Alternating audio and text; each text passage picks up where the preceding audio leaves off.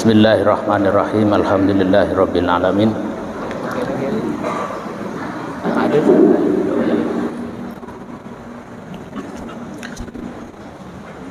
Wassalatu wassalamu ala sayyidina Muhammadin wa ala alihi wa ashabihi wa man tabi'ahu ila yaumiddin, amma ba'du. Rabbi shrah li sadri wa yassir li amri wa hlul 'uqdatam min lisani yafqahu qawli. Amin. Allahumma aftah alaina futuhal arifina bi hikmatika wa ansur alaina rahmataka wa dzakkirna ma nasina ya dzal jalali wal ikram. Yang saya hormati para kiai, para asatidz, juga semua jamaah subuh gabungan Kota Depok yang mudah-mudahan semuanya dirahmati diridhoi Allah Subhanahu wa taala. Wabil khusus ketua kami yaitu Bapak Insinyur Haji Idris Asli. Ya. Kuping, angkringin kuping, ya. Coba dia. Ya. Ya. Mantap dah. Ya. Sudah.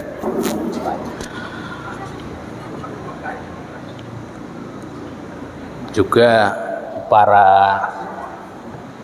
pengurus DKM Masjid Kota Depok yang sudah berusaha dan membawa jamaah untuk berkumpul bersilaturahim seperti ini itu susah, apalagi di waktu subuh.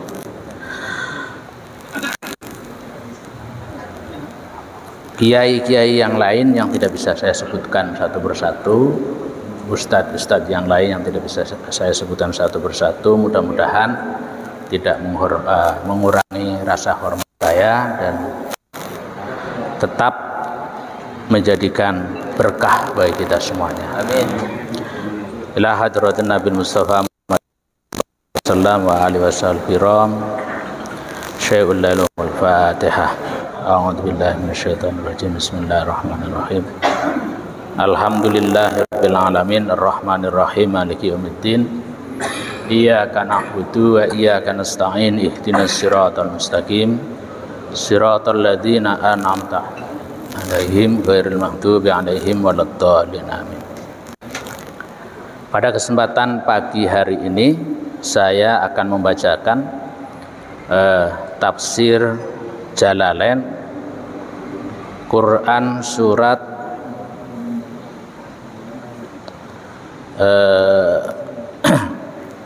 Al-An'am ayat 125 ya. Al-An'am 125 juz ke-8. Juz ke-8.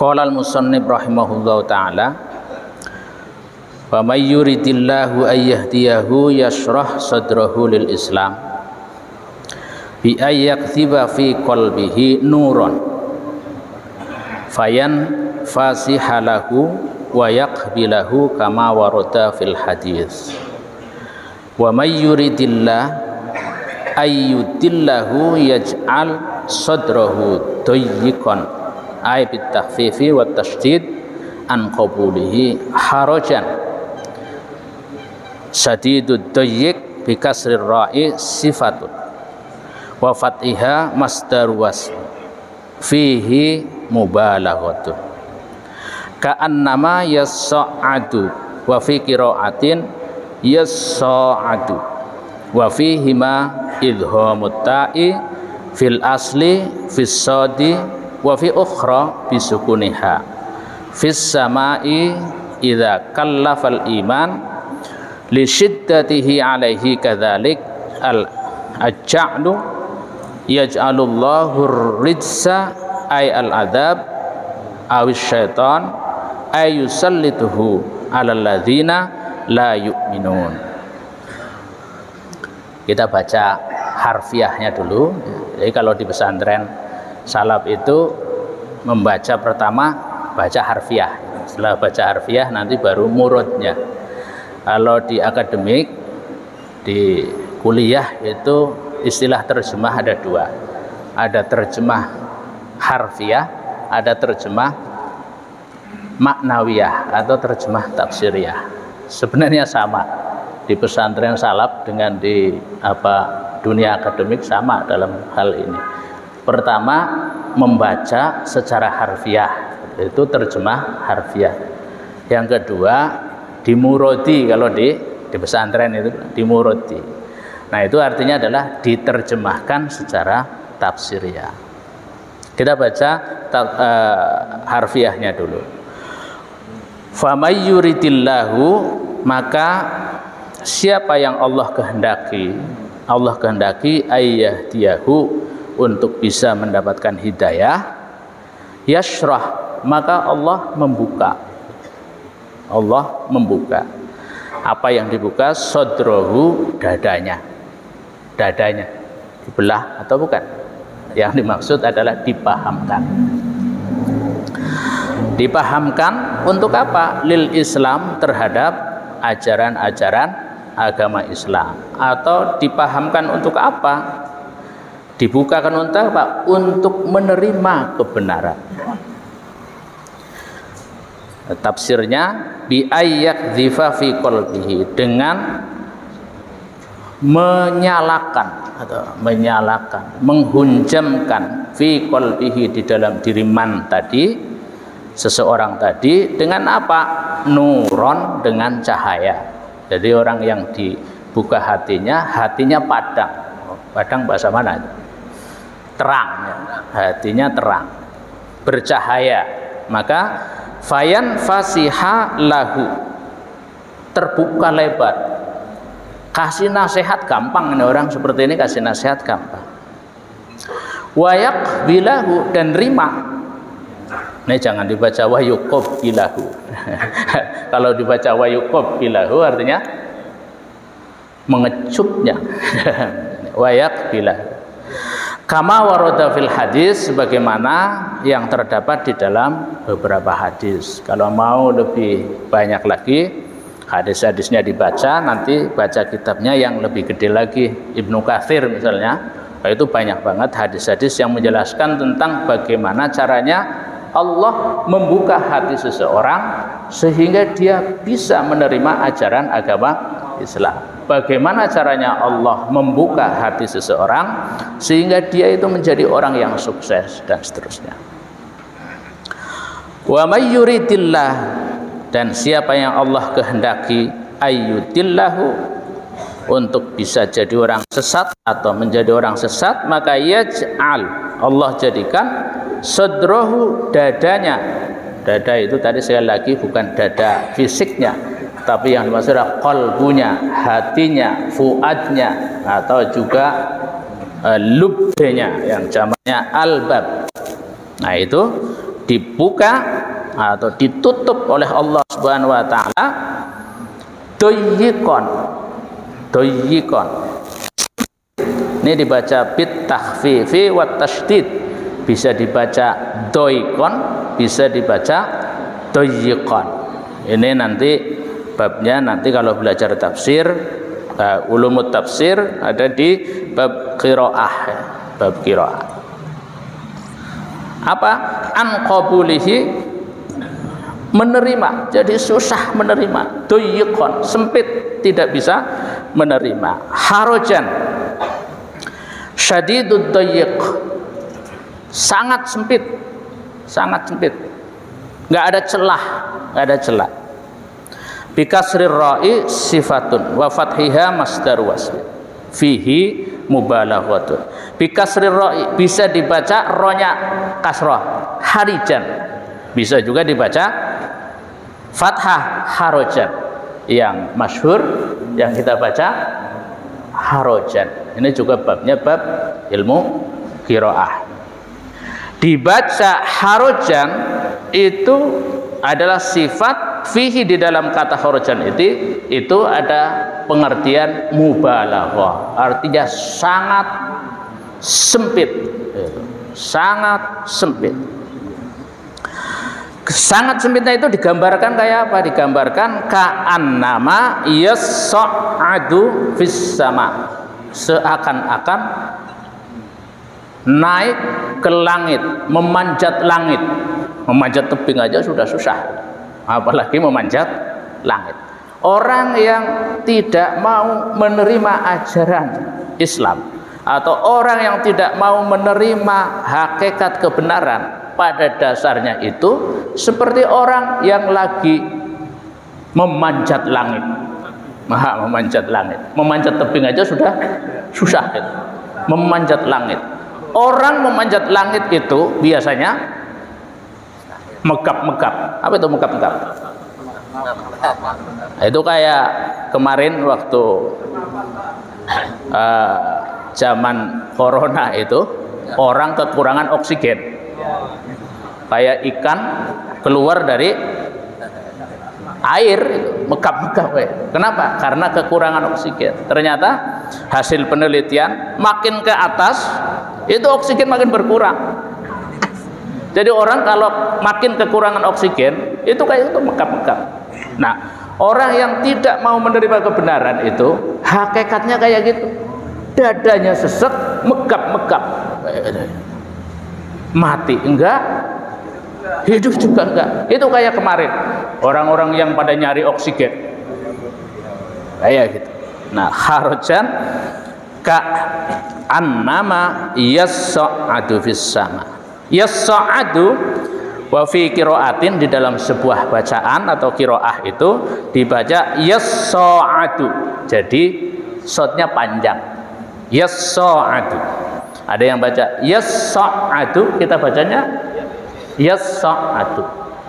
Wa fi qiraatin yas'adu, dibaca shotnya panjang. Wa fihi ma idhamut ta'i fil asli. Dua-duanya adalah mengidhamkan ta pada shod, pada huruf shod. Wa fi ukhra bisukuniha, yang lain bacanya dibaca sukun taknya, jadi tidak diidhamkan. Yat so'adu, jadi bacanya yat so'adu atau yat so'adu.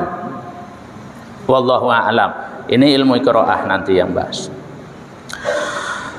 Kadzalika, demikian itu adalah yaj'alullah, Allah jadikan ar-rijsa, dosa, al-adzab, siksaan, awis syaiton, atau Allah jadikan setan, yusallituhu, diberikan kuasa kepada setan untuk orang itu. Jadi Allah berikan kuasa kepada setan untuk mengelola kita. Bukan kita yang mengelola setan, tapi setan yang mengelola kita. Itulah orang-orang yang alal ladzina la yu'minun, bagi orang-orang yang tidak beriman. Bapak-bapak yang dimuliakan oleh Allah Subhanahu wa taala, itu membaca secara harfiah. Kayaknya sudah paham juga ya. Kayaknya sudah paham juga. Tapi kalau mau dipahamkan lagi dengan pemahaman pendekatan ilmu yang lain, ya misalnya tadi ada qiraah. Menarik ini qiraah kalau dibahas. Tapi ya waktunya enggak cukup. Tadi saya sedang lihat 1, 4, 2, 6, 4, 5, 4, 2 itu syuruk ya. Syuruk. Jadi saya harus seperempat sebelum itu supaya waktunya dibagi-bagi. Cuma ini sudah, rupanya jam ini saya cek salah. Kurang lebih 10 menit ya. Iya. Jadi masih ada waktu. Ya. Kita lanjutkan, coba kita pahami terkait dengan qiraah. Qiraah itu dalam ulumul Quran masuk dalam kategori ilmu yang didekati atau dipelajari dengan metode birriwayah, dengan riwayat. Jadi tanpa riwayat kita tidak boleh ngomong baca ini, tidak boleh. Harus berdasarkan riwayat itu. Nah, saya tidak mau membahas qiraah sab'ahnya, qiraah asrohnya, qiraah itu banyak sekali. Saya ingin hanya menyampaikan terkait dengan ilmu qiraah ini nanti bisa menjadikan keyakinan kepada kita bahwa Al-Quran itu otentik, Al-Quran itu betul-betul asli gitu. Dengan apa? Dengan paham ilmu qiraah gitu. Jadi kalau kita melihat sejarah nih ya, sejarah ditulisnya Al-Quran itu pada zaman Rasul ditulis di batu, kulit, tulang, apa saja yang bisa ditulis berserakan di mana-mana. Pada masa ini cepat ya, saya cepat saja baca sejarahnya. Pada zaman Abu Bakar radhiyallahu anhu terjadi perang Yamamah. Pada saat itu para huffaz, sahabat yang hafal Quran meninggal sejumlah 70 sahabat. Sebagai orang yang cerdas, Umar bin Khattab itu merenung, berpikir bagaimana nanti kalau Quran, kalau orang-orang yang hafal habis. Akhirnya punya pikiran, Umar bin Khattab bilang kepada khalifah yang punya wewenang pada waktu itu, bagaimana kalau Quran dikumpulkan? Usullah kepada Abu Bakar radhiyallahu anhu. Apa jawab Abu Bakar? Bagaimana mungkin ya Umar, saya mau melakukan suatu perbuatan yang perbuatan itu tidak dilakukan oleh Rasulullah Shallallahu Alaihi Wasallam. Artinya apa? Kalau sekarang yang lagi ramai bid'ah besar itu. Jadi mengumpulkan Quran itu adalah bid'ah besar. Kata siapa? Kata Abu Bakar. Jadi Abu Bakar radhiyallahu anhu sudah sadar sesadar-sadarnya bahwa mengumpulkan Quran itu adalah bid'ah besar. Dilakukan enggak? Ternyata Umar bin Khattab itu sangat rajin, meyakinkan dan lain sebagainya. Akhirnya Abu Bakar luluh juga. Quran harus dibukukan. Siapa yang mengumpulkan? Siapa yang membukukan? Akhirnya dibentuk panitia kecil yang dipimpin oleh Zaid bin Sabit. Zaid bin Sabit ini adalah penulis wahyu, dan penulis-penulis wahyu yang lain dikumpulkan, dipimpin oleh Zaid bin Sabit untuk mengumpulkan Al-Quran. Terkumpullah Al-Quran itu. Zaid bin Sabit pun jawabannya sama ketika dipanggil oleh Abu Bakar radhiyallahu anhu, mau enggak? Enggak. Bagaimana mungkin kami melakukan sesuatu yang tidak dilakukan oleh Rasulullah? Artinya sahabat pada saat itu sepakat bahwa mengumpulkan Quran itu adalah perbuatan bid'ah, tapi akhirnya dilakukan. Sehingga setelah Quran itu dikumpulkan, Umar radhiyallahu anhu berkata, betapa nikmatnya kita melakukan perbuatan bid'ah. Jadi memang bid'ah itu enak itu. Kalau nggak ada bid'ah itu nggak enak. Nggak enak. Zaman sekarang dikenal dengan apa bid'ah? Sebenarnya itu kalau di pendidikan atau apa? Inovatif. Kalau kita hidup tanpa inovasi, ya monoton, nggak enak. Nggak enak. Tapi keyakinan kita bid'ah yang hasanah, jangan dipukul rata ini semua bid'ah baik gitu. Tapi bid'ah yang hasanah jadi. Nah itu sejarah, sedikit sejarah.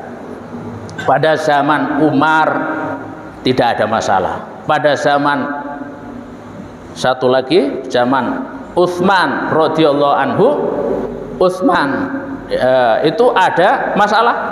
Masalahnya apa? Umat Islam sudah tersebar luas di berbagai wilayah.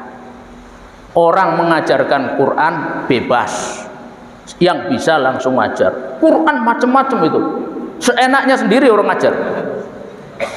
Dilaporkan kepada khalifah, lalu khalifah rapat berinisiatif harus ada Quran imam.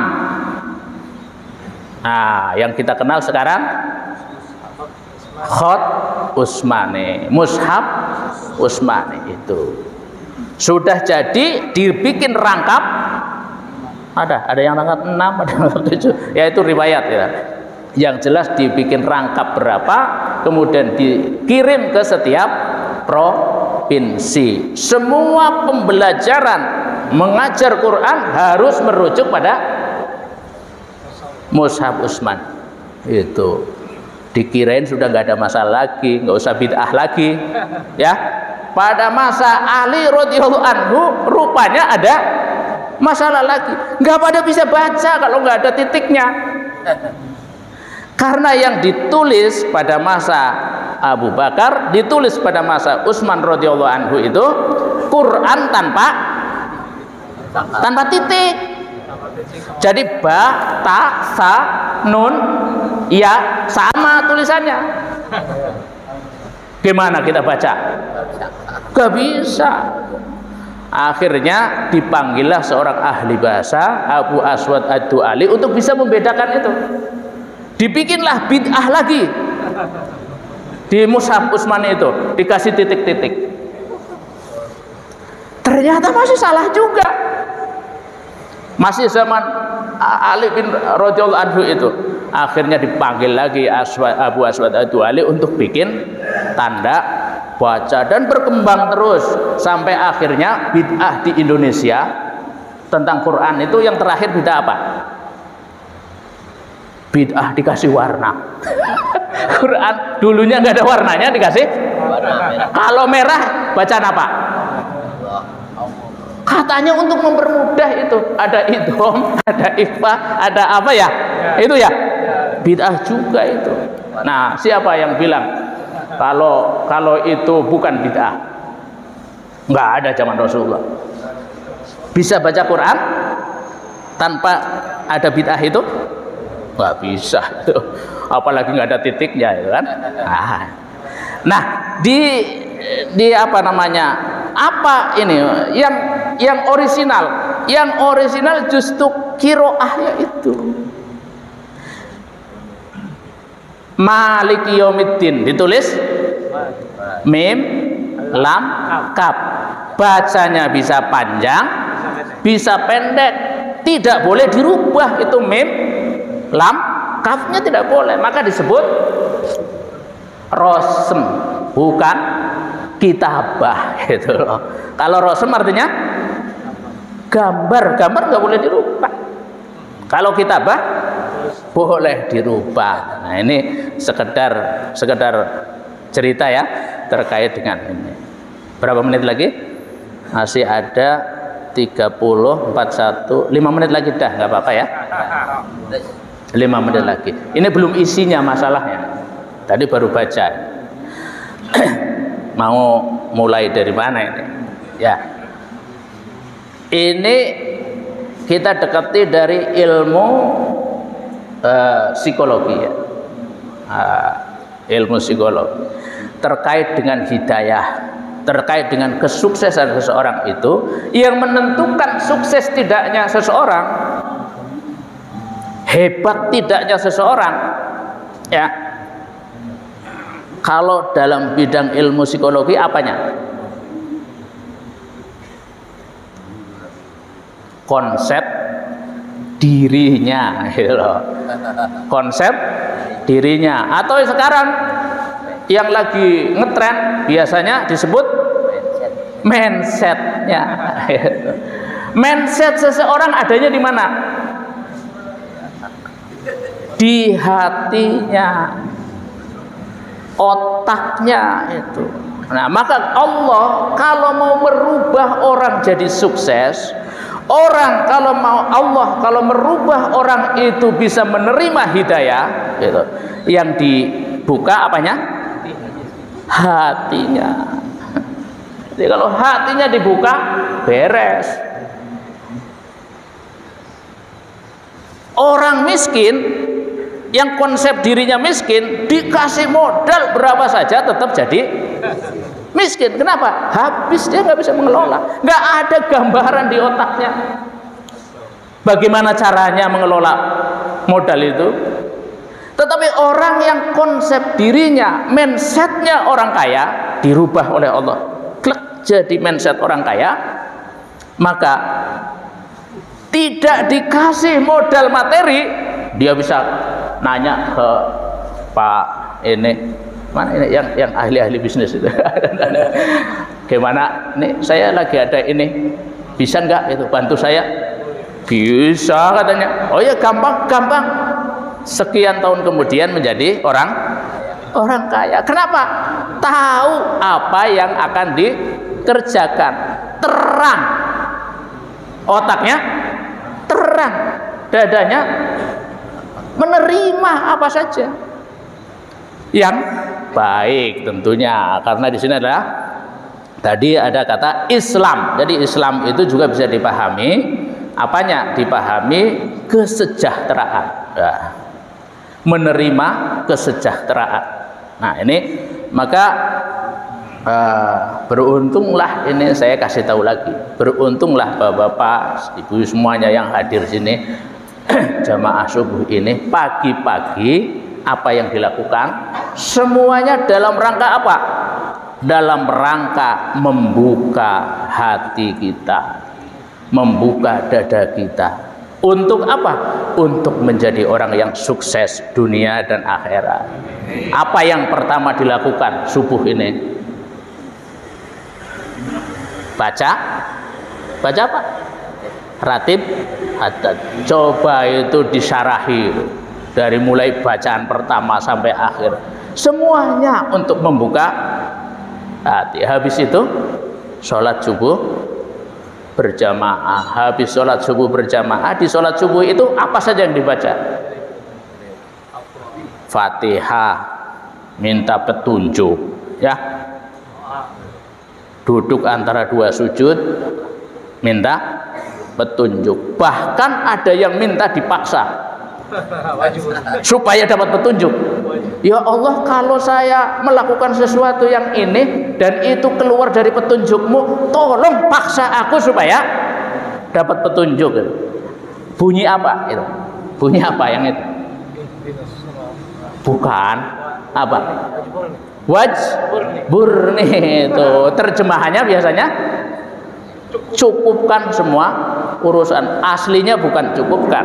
Kalau kita mau telusuri dari maknanya, wajburni asal kata dari jabaro, artinya memaksa. Wajburni artinya paksa aku ya Allah, paksa aku ya Allah kalau keluar dari hidayahmu untuk terus melakukan apa?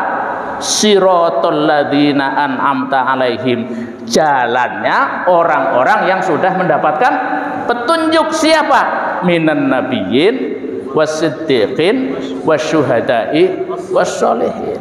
Habis itu apa lagi? Kita minta apa lagi? Yang hebat banget ini, yang sering ditentang oleh orang.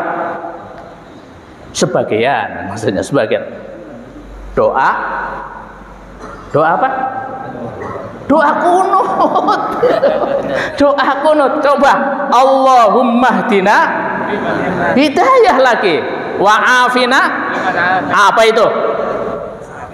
Sehat lahir batin. Terus wa'afina fi manafat wa tawallana, apa itu? Bimbing. Terus apa lagi? Wa'afina fi manafat tawallana fi man tallawat wa barik. Berkah. Apa itu berkah? Bertambahnya kebaikan di dalam kebaikan, ya. Terus apalagi? Jaga aku ya Allah birahmatika syarra ma qadat. Jangan-jangan nanti keputusannya di sana mau kena ini. Ya Allah, jangan itu. Enak banget. Sukses besar ini. Sukses besar.